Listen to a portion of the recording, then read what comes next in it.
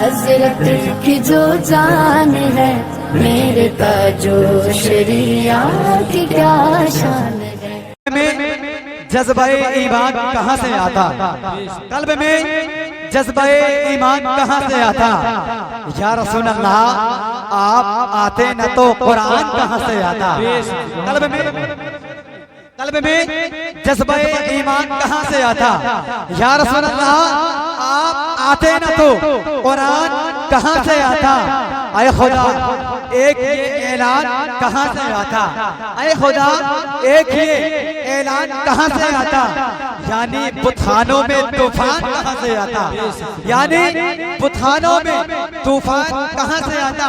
मैं ये शेर हजरत उस्ताजुल असातिज़ा हजरत अल्लामा मौलाना शमीम साहब के मिसबाही के हवाले से मैं शेर पढ़ना चाहता हूँ कि कल्ब में जज्बे ईमान कहाँ से आता। या रसूल अल्लाह आते न तो कुरान कहाँ से आता। अय खुदा एक ये ऐलान कहाँ से आता। यानी बुतखानों में तूफान कहाँ से आता। यानी बुतखानों में तूफान कहाँ से आता। यानी बुतखानों में तूफान कहाँ से आता। ख्वाजाए पाक का ख्वाजाए हिंद का ये एहसान है हम पे यारो, वरना भारत में मुसलमान कहाँ से आता। ख्वाजाए हिंद का ये एहसान है हम पर यारो, वरना भारत में तुझ पे कुर्बान मेरी जान रबीउल अव्वल में तुम न आता तो रमजान कहाँ से आता। तुझ पे कुर्बान मेरी जान रबीउल अव्वल तू न आता तो ये रमजान कहाँ से आता।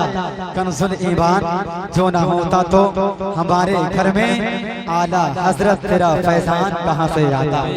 कंजुल ईमान जो न होता तो हमारे घर में आला हजरत तेरा फैजान कहाँ से आता। आइए किसी ताखिर के जमाते अहले सुन्नत की अज़ीम मकबूल मशहूर मसरूफ शख्सियत खतीब लासानी आशिक महबूब सुबहानी, जिनको देखकर वहामियों में आ जाती है परेशानी, नजदियों की मर जाती है नानी, जिन्हें कहते हैं खतीब बाकमाल मुकर्रिर शोरा बयान हजरत अल्लामा मौलाना शमीम साहब क़िबला मिसबाही सलोनी के पैकर में है। मैं चाहता हूँ कि बड़ी तेजी के साथ अपने उस्ताद अपने आने वाले मेहमान खतीब का इस्तकबाल कर लिया जाए पूरा मजमा मुकम्मल बेदारी के साथ।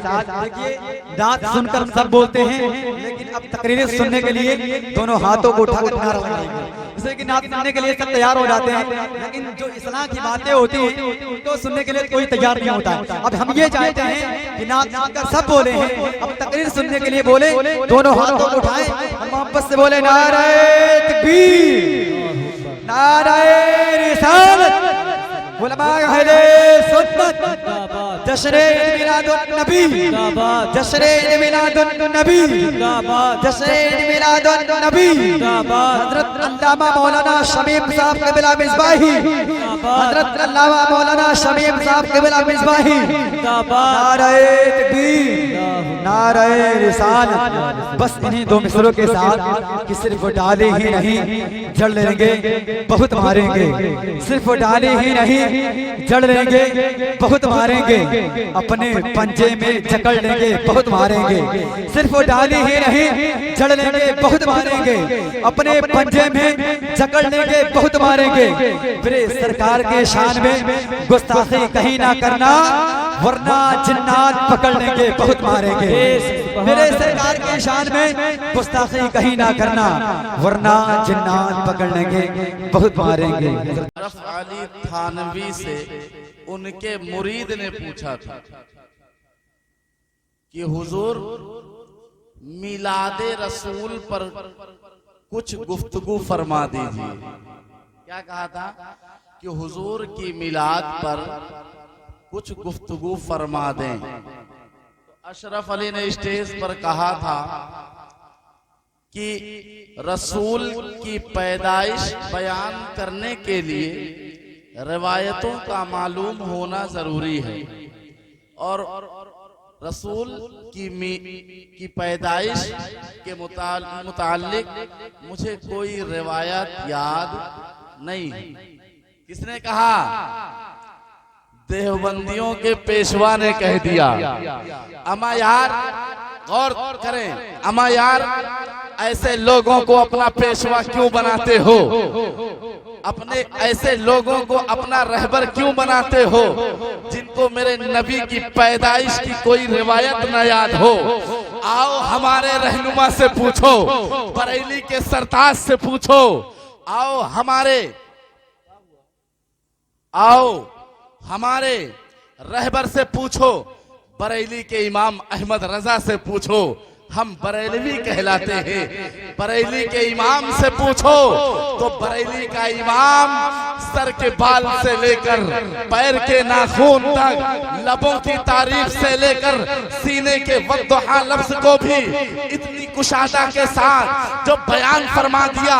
कभी फरमाया रुख दिन है या महरे समा, ये भी नहीं वो भी नहीं, शब जुल्फ या मुश्के खोता, ये भी नहीं वो भी नहीं। अजीजाने मिल्लत इस्लामिया जब कदमों की तारीफ करने पे आई तो फरमाया कि जिसके तलवों का धोवन है आबे हयात, जिसके तलवों का धोवन है आबे हयात, है वो जाने मसीहा हमारा। नारे तकबीर, नारे रिसालत, जश्न ईद मिलादुन नबी, मौलाना शमीम रजा प्रतापगढ़ी सरकार की आमद, मक्की की आमद। जरा झूम के बोलो, जरा ऊंचा बोलो, नारे तकबीर, नारे रिसालत। ये तो एक एग्जाम्पल था कि मेरे इमाम से पूछो, कभी मेरा इमाम फरमाएगा कि ऐ आशिको सबसे आला वो वाला हमारा नबी, सबसे भाला हो वाला हमारा नबी। आखिर में यूं भी फरमाया कौन देता है देने को मुँह चाहिए, देने वाला है सच्चा हमारा। तो जब इमाम काबिल होगा, इमाम आशिक होगा, जिन्होंने अपनी पूरी जिंदगी में कभी कलम उठाया है तो नाते रसूल के सिवा कुछ न लिखा, ऐसा इमाम है। हमें ऐसा इमाम ढूंढो जो दुनिया में तुम्हें कामयाब बनाए और उक़बा में भी तुम्हें कामयाब बना दे। मैं तकरीर अभी सिर्फ स्टार्ट इसलिए किया कि हम सब का इमाम अहमद रजा खान, तभी तो हम लोग बरेलवी के नाम से जानते हैं ना। तो अगर उनके अशार की कुछ तशरीह भी कुछ लोग अगर जान के बयान कर दें, हम अपनी बात नहीं करते, हम सुन्नियों की बात नहीं करते। सुन्नी तो इसके रसूल में डूब जाएगा तो खुद ब खुद समझ में आ जाएगा। अब यार इन्होंने इन्होंने इन्होंने कितनी नाते पढ़ी जो इमाम अहमद रजा खान की थी।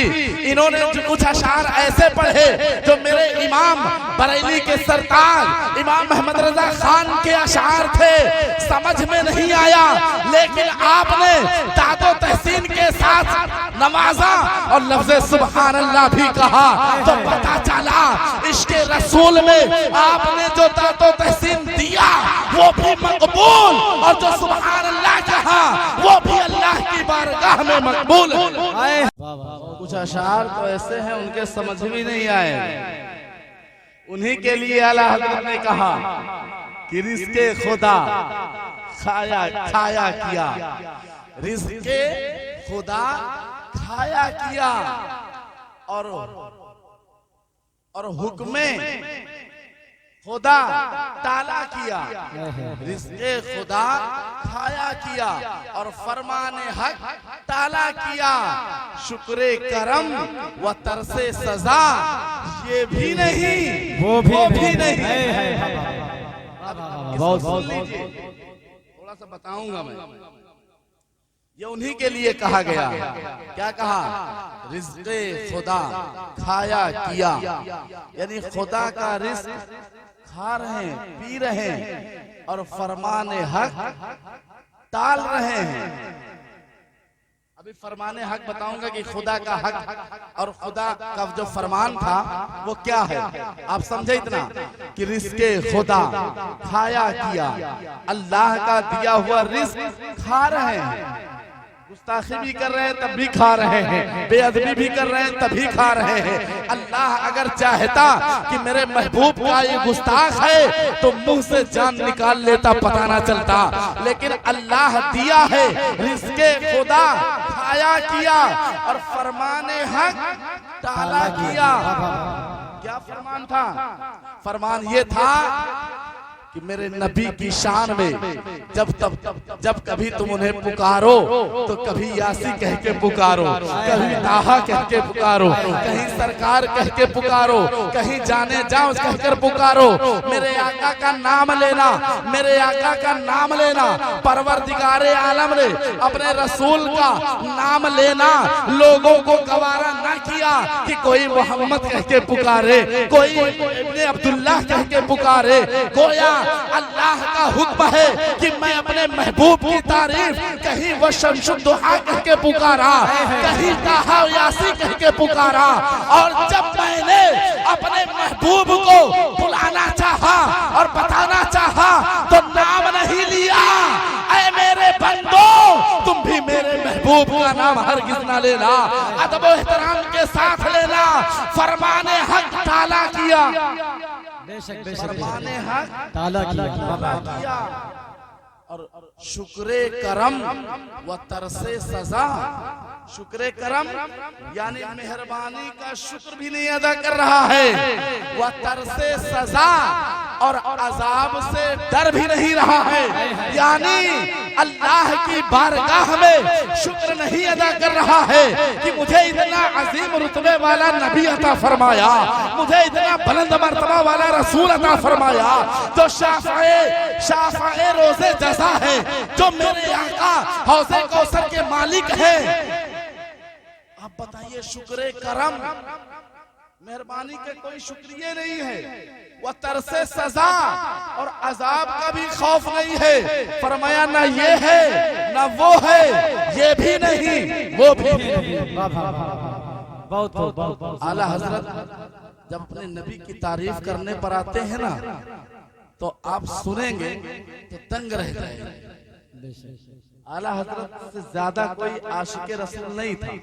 मेरा टॉपिक ये नहीं है कि आला हजरत पर गुफ्तगू करूं, लेकिन जो उनकी शान में अशार है वो मेरे नबी की तारीफ 100% है। फरमाया कि रुख दिन है या महरे समा, ये भी नहीं वो भी नहीं, शब जुल्फ या मुश्के खुता, ये भी नहीं वो भी नहीं। थोड़ा सा मुश्किल होगा, समझाने की कोशिश कर रहा हूँ, गौर करेंगे कि रुख दिन है या, रुख माने चेहरा और दिन मतलब दिन, तो रुख दिन है या महरे समा, महर माने सूरज और समा माने आसमान, महरे समा आसमान का चांद। किसी ने कहा कि मेरे नबी का चेहरा दिन की तरह रोशन है। तवज्जो, किसी ने कहा कि मेरे नबी का चेहरा दिन की तरह रोशन है। रुख यानी चेहरा, रुख दिन है या महरे समा, किसी ने कहा दिन की तरह मेरे आका का चेहरा रोशन है, या महरे समा या आसमान के सूरज की तरह रोशन है। कि मेरे नबी का चेहरा दिन के उजाले की तरह रोशन और चमकदार है। तो किसी ने कहा, क्या कहा कि आसमान के सूरज की तरह रोशनो ताबनाक है मेरे नबी का चेहरा। जितना रोशन एक सूरज है उतना रोशन और उसी की तरह रोशनी मेरे आका का चेहरा दे रहा है। आला हजरत ने फरमाया कि न मेरे नबी का चेहरा दिन की तरह है और न मेरे नबी का चेहरा आसमान के सूरज की तरह है। अमा यार, इस दिन की तशबीह मेरे नबी के चेहरे से कर रहा है, इस सूरज की मिसाल मेरे नबी के चेहरे से कर रहा है। अमा यार, जिस दिन को मेरे नबी को सदका, मेरे नबी का सदका जिस दिन को मिला हो, ये मेरे नबी का सदका है। ये दिन की रोशनी को मेरे नबी का सदका मिला है, ये सूरज की रोशनी को मेरे नबी का सदका मिला है। जब मेरे नबी का सदके से, मेरे नबी के सदके से ये सूरज चमकता है और चमकदार है, मेरे नबी के सदक़े से ये दिन रोशन और ताबनाक है, तो जिसके सदक़े में ये दिन बना, ये सूरज बना, मेरे नबी का रुख अनवर कभी हो नहीं सकता। फरमाया ये भी नहीं और वो भी नहीं। नारे तकबीर या रसूल अल्लाह, मरहबा मरहबा मरहबा, अल्लाहु अकबर या रसूल अल्लाह, माशाअल्लाह, बहुत खूब, माशाअल्लाह। सिर्फ चेहरे की तारीफ की है। अब फरमाया शब जुल्फ या मुश्के खोता, शब जुल्फ या मुश्के खोता, ये भी नहीं वो भी नहीं। नाज़िम साहब, मुश्के खोता, खोता एक मुल्क का नाम है, और खोता का जो मुश्क है, जो खुशबू है, उससे ज्यादा खुशबूदार कहीं का मुश्क या कहीं का इत्र होता ही नहीं। खोता एक मुल्क का नाम है, एक शहर का नाम है, और मुश्के खोता, खोता शहर का जो मुश्क मिलता है वो ज्यादा खुशबूदार होता है। और शब जुल्फ यानी मेरे आका का जुल्फे मुबारक, रात की तारीकी, रात की काली घटा की तरह मेरे नबी का जुल्फ यानी मेरे नबी का बाल मुबारक, मुँह मुबारक, रात की तारीकी, रात की काली घटा की तरह एकदम काली है। सुभान अल्लाह। यार तारीफ भी तो देखो, मेरे नबी का जुल्फ रात की काली घटा की तरह बिल्कुल काले काले बाल है। शब जुल्फ या मुश्के खोता, और खुशबूदार, इतना ज्यादा खुशबू कि मेरे नबी के जुल्फ की जो खुशबू है वो खोता के मुश्क की तरह। लेकिन आला हजरत ने कहा ये भी तशबीह सही नहीं है, ये भी तशबीह सही नहीं है। न मेरे नबी का जुल्फ रात की काली घटा की तरह काली है, और न मेरे नबी के बालों की खुशबू, न मेरे नबी के जुल्फ की खुशबू खोता के मुश्क की तरह खुशबूदार है, बल्कि इससे भी अफजलो आला है। फरमाया ये भी नहीं और वो भी नहीं। बहुत माशाअल्लाह। एक और करके आगे बढ़ता हूँ। खुर्शीद था किस जोर पर, क्या बढ़ के चमका था कमर, अल्लाह अल्लाह। खुर्शीद था किस जोर पर, मई जून के दोपहर में जब खुर्शीद यानी सूरज जब चमकता है ना, तो जैसा ऐसे लगता है जैसे जमीन तांबे की हो गई हो। आबोताब के साथ उसकी धूप, उसकी तपिश बर्दाश्त से बाहर हो जाती है। आला हजरत के सामने किसी ने कहा कि खुर्शीद था किस जोर पर, यानी सूरज अपने आबोताब के साथ चमक रहा था। ऐसा लग रहा था कि सारी कायनात में इससे ज्यादा रोशन और ताबनाक कोई शय नहीं, इससे ज्यादा रोशनी की कोई मिसाल नहीं। जो एक छोटा, एक देखने में छोटा सा सूरज जो सारी कायनात को, सारी दुनिया को मुनव्वर और रोशन करके रखा है, ये सूरज जो सारी दुनिया को रोशन करके रखा है, इससे ज्यादा रोशनी वाला अब कुछ हो नहीं सकता। खुर्शीद था किस जोर पर, और क्या बढ़ के चमका था कमर। 14वीं की रात में जब चांद की गोलाई पूरी हो जाती है, तो यूं कह लीजिए कि बच्चे रात की तारीकी में 14वीं का चांद निकला हो तो उसमें बच्चे खेल लिया करते। सुभान अल्लाह, माशाअल्लाह। 14वीं का चांद अपनी आबोताब के साथ चांद चमक रहा था। ऐसा लगता था कि रात में इस चांद के मुकाबले में, इस चांद की रोशनी के मुकाबले में कोई रोशनी नहीं है। आला हजरत फरमाते हैं, ऐ नादान, तुम मेरे नबी के मुकाबले में चांद और सूरज की मिसाल दे रहा है। आगे सुन ले कि जब मेरे नबी का रुख अनवर जाहिर होता है, तो सुनो, जब मेरे नबी का रुख जाहिर होता है, मेरे नबी का चेहरे मुबारक जब सामने आता है, तो कसम खुदा की इन चांद और सूरज की रोशनी फीकी पड़ जाती है। और क्यों ना फीकी पड़े, जिसके सदक़े में सारी कायनात बनी, वो चांद और सूरज को मेरे नबी का सदका मिला हो, बेपर्दा जब वो रुख हुआ तो ये भी नहीं वो भी।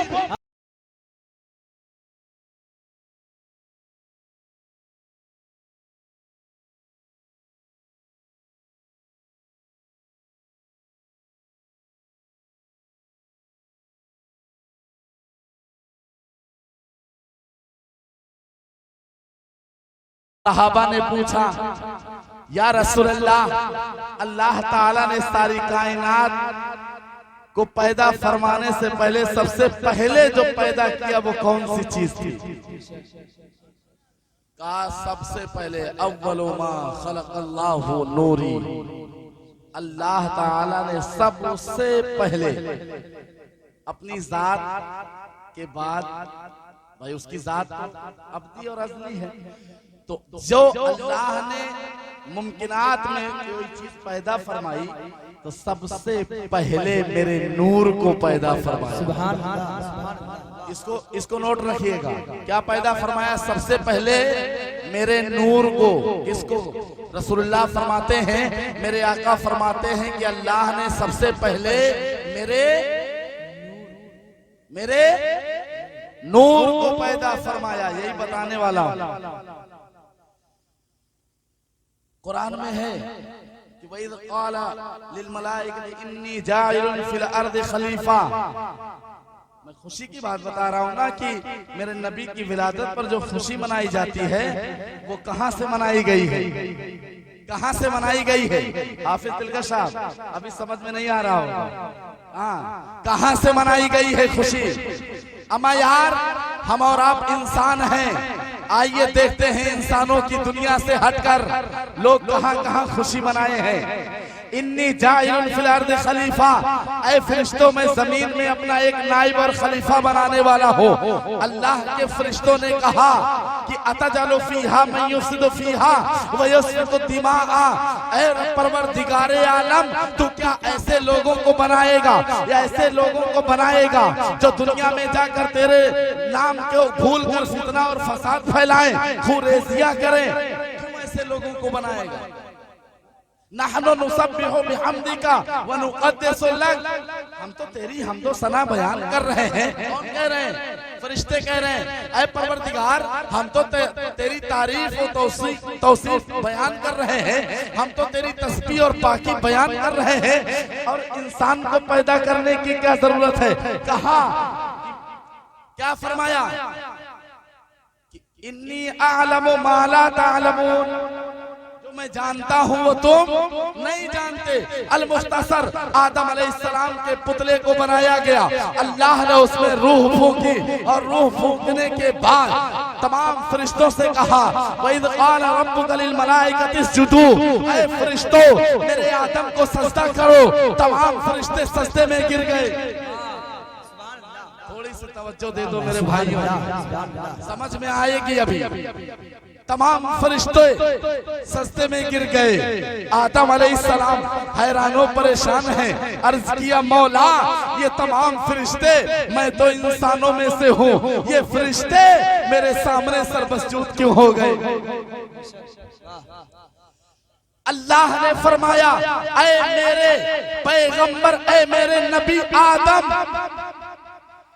फरिश्तों ने तुझे इसलिए सजदा नहीं किया कि तू एक दुनिया में जाने वाला इंसान है। फरिश्तों ने सजदा इसलिए किया है कि तेरी पेशानी पे मेरा महबूब नूरे मोहम्मदी है।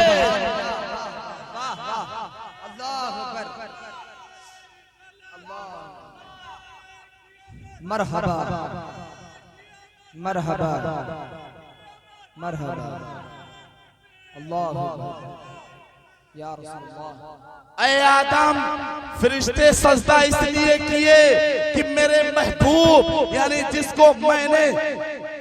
जिसके मैंने नूर को पैदा फरमाया सबसे पहले, आज वही नूर तेरी पेशानी में, और उस नूर की रोशनी फूट रही है, और उसी नूर के अदब व एहतराम के लिए ये तमाम फरिश्ते उस नूर को सजदा कर रहे हैं।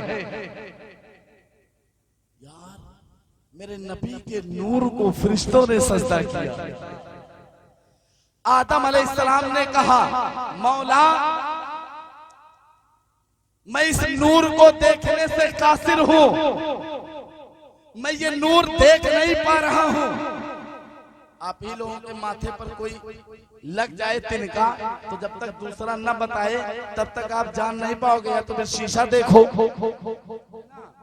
तो आदम अलैहिस्सलाम ने कहा, मौला मैं इस नूर को देखने से कासिर हूं, परवरदिगार इस नूर मोहम्मदी की जियारत से मुझे भी सरफराज फरमा दे। तो उस नूर मोहम्मदी को पेशानी से निकालकर हजरत आदम अलैहिस्सलाम के अंगूठे पर रखा, और जो ही हजरत आदम अलैहिस्सलाम ने नूर मोहम्मदी को देखा, नबी के नूर को देखा, आंखों से लगाया और बोसा दिया, पता चला कि नबियों की सुन्नत है अंगूठे को बोसा देना और आंखों से लगाना, ये मेरे नबी के नाम को बोसा देना। कुरान में है, तमाम फरिश्तों ने उस नूर को सजदा किया, इल्ला इब्लीस, है ना, इल्ला इब्लीस अबा वस्तकबरा व कान मिनल काफिरीन, इनकार कर दिया। कहा हम काहे सजदा करें, हम काहे करें, हम तो आग से बने हैं, आदम को मिट्टी से बनाया गया है। लेकिन जिस तरीके से दुनिया में अबू जहल को नबी का मर्तबा नहीं समझ में, 313 को समझ में आ गया, लेकिन अबू जहल के समझ में नहीं आया। मेरे नबी ने कंकर से कलमा पढ़ा दिया, लेकिन समझ में नहीं आया। क्यों? क्योंकि समझने की निगाह से कभी उसने न देखी और न सोची। जब कोई समझना चाहता हो तब सुने तो समझ में आ जाए, है ना। तो इब्लीस भी नूर मोहम्मदी यानी मेरे आका के नूर को, नबी के नूर के उसकी अजमत को समझने से कासिर रह गया, वहां से निकाल दिया गया। अल मुख्तसर कि ये तो फरिश्ते रहे, अर्शे आज़म, लौह, कुर्सी, सारी जगहों पर उस नूर की ताज़ीम तकरीम की गई। जब दुनिया में आए हजरत अब्दुल्ला रज़ियल्लाहु ताला अन के पुष्ट में आए। हजरत अब्दुल्ला कौन है? मेरे आका के वालिदे मोहतरम। और फिर जब वो नूर बीबी आमिना के शिकम में आया, अब आने के बाद बीबी आमिना की जब शादी हुई हजरत अब्दुल्ला से, तो 4 महीने हुए। हजरत अब्दुल्ला ने कहा कि ऐ मेरी ज़ौजा बीबी आमिना, मैं परदेश जाना चाह रहा हूँ, मैं परदेश जाना चाह रहा हूँ। तो बीबी आमिना ने कहा, ऐ मेरे सरताज, अभी तो हमने आपका चेहरा भी नहीं देखा है, अच्छी तरीके से आपकी खिदमत भी नहीं की है, और हम दोनों एक जगह बैठकर अच्छे तरीके से कुछ गुफ्तगू भी नहीं की है, और आप परदेश जाने की बात कर रहे हैं। हजरत अब्दुल्ला ने कहा कि कुछ तिजारत का माल है, उसे निकालना है, कुछ तिजारत करना है, और कुछ महीने के लिए जा रहा हूँ और वापस चला आऊंगा। बीबी आमिना के शिकम में वो नूर मुंतकिल हुआ। हजरत अब्दुल्ला तिजारत के लिए चले जाते हैं, और जब आने का दिन आता है, बीबी आमिना अपने शौहर का इंतजार करती है कि अब मेरा शौहर नामदार आने वाला है, अब मेरा सरताज आने वाला है। बीबी आमिना अपने घर को साफ सुथरा करती है, रोटियां पकाना स्टार्ट कर देती है, रोटियां पकाना शुरू करती है कि मेरा सरताज आएगा तो उसके साथ बैठकर रोटी खाएंगे, क्योंकि मेरे सरताज ने कहा था कि जब हम लौट कर आएंगे तो अच्छी अच्छी बातें भी करेंगे, एक साथ बैठकर रोटियां भी खाएंगे, एक साथ बैठकर बातें भी करेंगे, आपके साथ बैठकर बातें भी करेंगे, हम यहाँ रहेंगे भी आने का वक्त हो गया। बीबी आमिना खुशी के मारे मचल रही है। ऐ मुसलमानों, ऐ लोगों, आप सोचो, एक औरत का शौहर जब परदेश से आता है तो शौहर की खुशी का आलम कुछ और ही हुआ करता है। बीबी आमिना खुशी से मचल रही है। हजरत अब्दुल मुत्तलिब मेरे हुजूर के दादा खाने काबा में आने वाले लोगों से पूछ रहे हैं कि मुल्क शाम से आने वाले काफिले में से मेरे बेटे अब्दुल्ला को किसी ने देखा है? मेरे अब्दुल्ला का कोई हाल बताए। मेरा अब्दुल्ला आ रहा है कि नहीं आ रहा है? इसी कश्मकश में थे, इसी इंतजार में थे। एक अचानक शहसवार आता है। आने के बाद अपने सर को झुकाए हुए अर्ज किया, दादा जान बहुत अजीब सी बात है, और कहने से जबान लड़खड़ा रही है, आंखें आशबार है। दादा जान दिल थर्रा रहा है, कदमों तले जमीन खसक रही है। मैं किस मुंह से कहूँ कि आपका बेटा अब्दुल्ला अब दुनिया से रुखसत हो चुका है, अब लौट कर आने वाले नहीं है। इतना सुनना था तो एक बाप की कैफियत जब बेटे के इंतकाल पर होती है, हजरत अब्दुल्ला की कैफियत जब अपने बेटे अब्दुल्ला की मौत की खबर सुनी तो हजरत अब्दुल मुत्तलिब की कैफियत न पूछो। अजीज़ान मिल्लत इस्लामिया, हजरत अब्दुल मुत्तलिब के आंखों से आंसू के सैलाब जारी हो गए और आपके कदमों तले जमीन खसक जाती है। रोते हुए, बिलखते हुए, आंखों में आंसू लिए हुए अपने घर आते हैं। अपनी बीबी फातिमा से फरमाया, ये फातिमा कौन है? हुजूर की दादी का नाम भी फातिमा है, हुजूर की बेटी का नाम भी फातिमा है।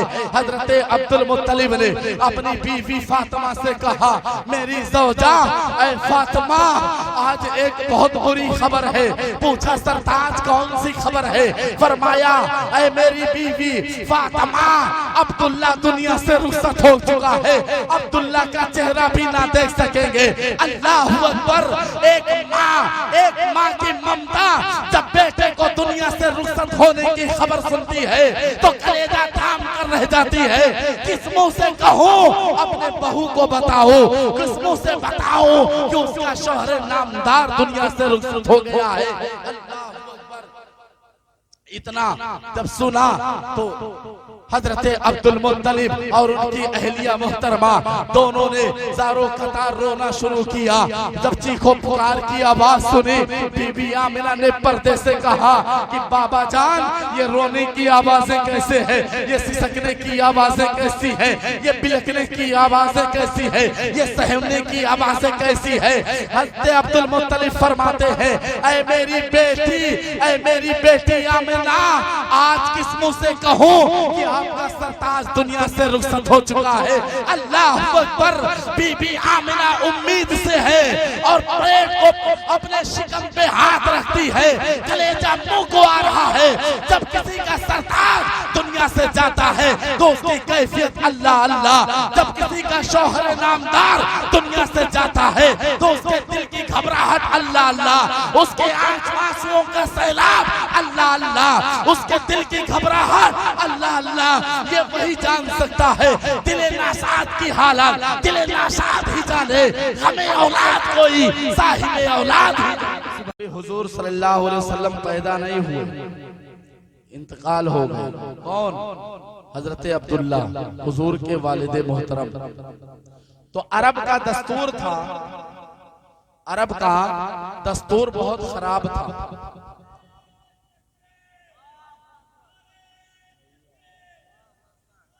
दो मिनट।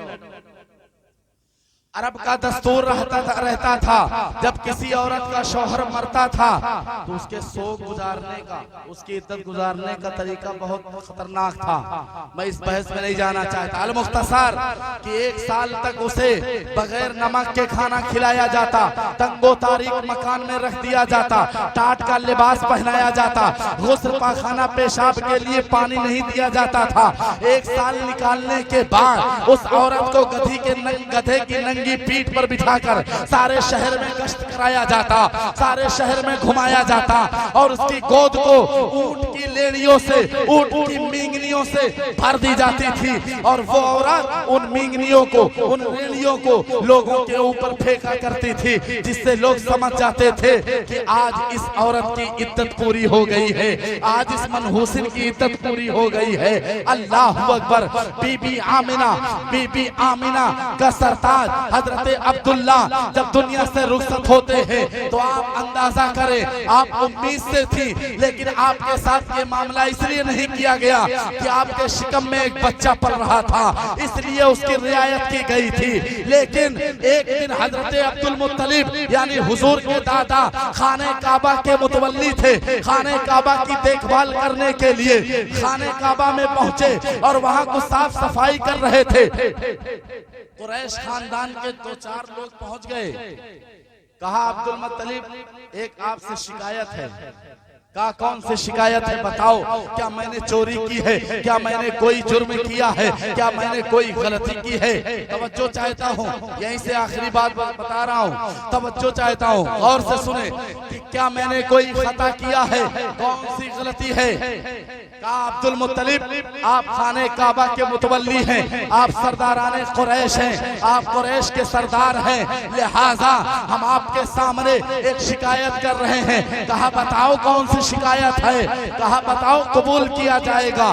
कहा मैंने सुना है कि तुम्हारी बहू यानी आमिना का लाल आपका बेटा अब्दुल्ला दुनिया से रुखसत हो गया है और आपकी बहू लगता है अपने शौहर का शोक मनाना छोड़ दिया, लगता है अपने शौहर का शोक मनाना छोड़ दिया है। तो कहा नहीं तो ऐसी बात नहीं।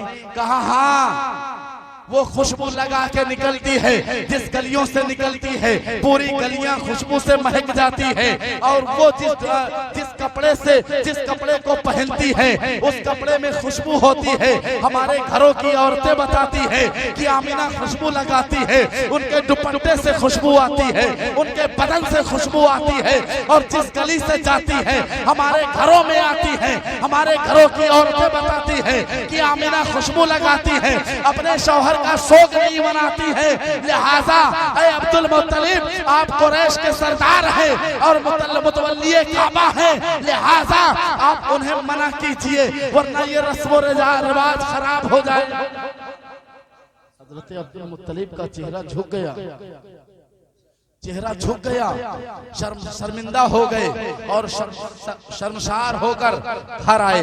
अपनी बीवी फातिमा से कहा ऐ मेरी बीवी फातिमा जरा बहू को समझाओ क्या ये बात सही है? वो खुशबू लगा के निकलती है, लोग कह रहे हैं कि अपने शौहर का शोक मनाना छोड़ दिया है। उनकी बीवी फातिमा फरमाती है ऐ मेरे सरताज यही सवाल एक मर्तबा मैंने आमिना से अपनी बहू से पूछना चाहा था तो मेरी भी बहू यानी आमिना की पेशानी से एक नूर निकलता है और मेरी पेशानी में आकर वो बेबस हो जाता है और मैं बेहोश होकर गिर पड़ती हूँ।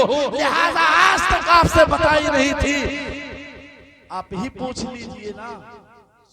मेरी तो हिम्मत नहीं है, मेरी तो हिम्मत नहीं है, आप पूछ लीजिए। हजरत अब्दुल मुत्तलिब किनारे पहुंचते हैं, बीबी आमिना साइड में पर्दे के पीछे खड़ी होती है। अब्दुल मुत्तलिब ने पूछा ऐ मेरी बेटी आमिना क्या तुमने मेरे बेटे का शोक मनाना छोड़ दिया है? क्या तुमने मेरे बेटे का शोक मनाना तर्क कर दिया है? अब लोग शिकायत कर रहे हैं कि बीबी आमिना खुशबू लगा के निकलती है, क्या ये बात सही है? अजीजान मिल्लत इस्लामिया गौर करना, बीबी आमिना फरमाती है ये किसी दुनियादार की बात नहीं है, सैयदुल अंबिया की माँ की बात है, बीबी आमिना की बात है। आज फरमाती है कि ए बाबा जान आज एक राज था, वो राज आज फाश करना चाहिए।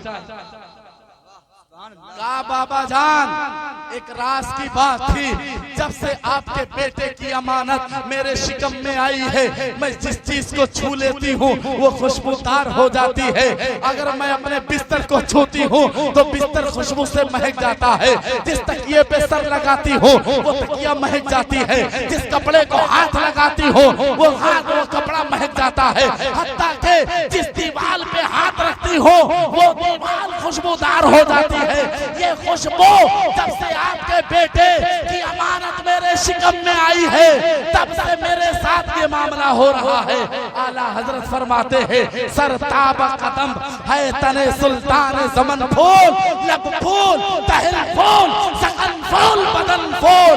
वल्लाह जो मिल जाए मेरे गुल का पसीना, मांगे न कभी इत्र न फिर चाहे दुल्हन फूल।